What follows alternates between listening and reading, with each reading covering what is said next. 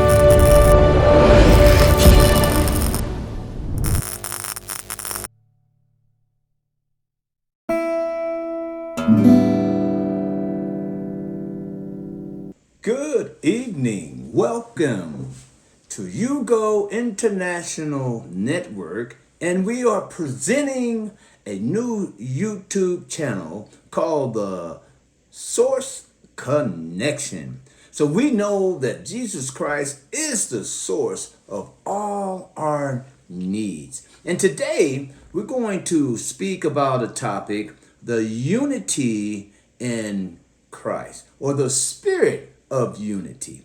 This is just a short message to let you know that it's in the spirit is where we can get unity by having the mind of Christ. Point one would be our calling. Our calling should be called to build or create disciples.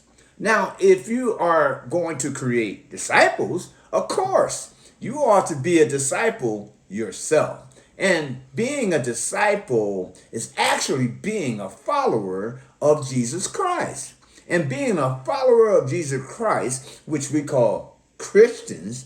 Now, Christians means like Christ. And so we should resemble the characteristics of Christ. Now, one of the main characteristics of Christ is love. We should be genuinely concerned about the good of another person. And in discipleship, we want to teach people the very character of God.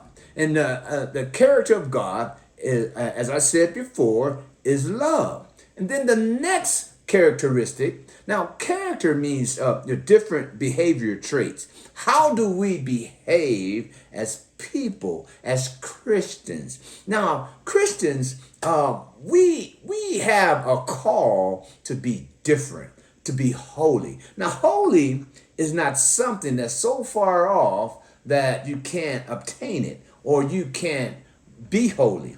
Holy basically means just being different. And being different sometimes as a Christian is a persecution that goes on because of what the world thinks about Christians. And a lot of times, I have to be honest, some Christians, can't say all Christians, but some people, I probably should say, profess to be Christians, but they live a lifestyle that you couldn't even tell a Christian from a non-Christian. And then when we that are Christians want to create or teach or help build a disciple, they say, why should I be a Christian? I don't see a difference in your lifestyle. You're doing the same things that I do, so why do I want to change my lifestyle? You're not changing your lifestyle. I might as well just be who I am. I have no need to be a Christian. So to be holy, to be different,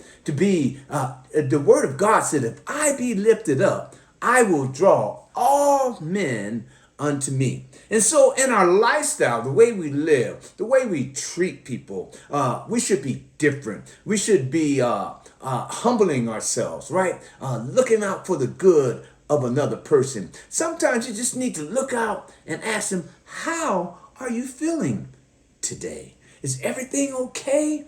I'm just concerned about how you feel. Love shouldn't be attached to stuff. That if you do something for me, I'll do this for you. Because, I would have to confess, growing up, I had this different idea of what love is. Especially when, we were young and you had these nice young ladies, I would say, in high school. And we would say, well, prove that you love me.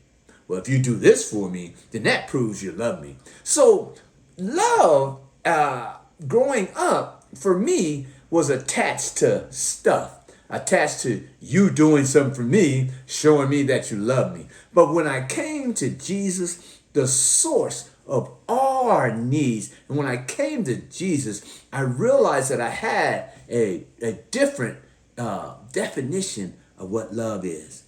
Love, in the Webster Dictionary, is just a loyal, genuine, real concern about the good of another person. And so my message to you today, let love rule your heart. Let the peace of God rule your heart. Let the love of God live through you to love on others.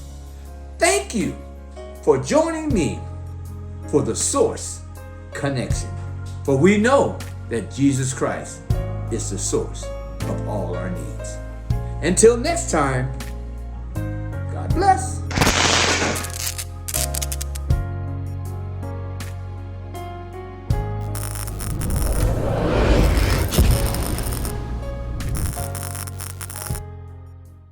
Until we meet again, Stay connected to the source.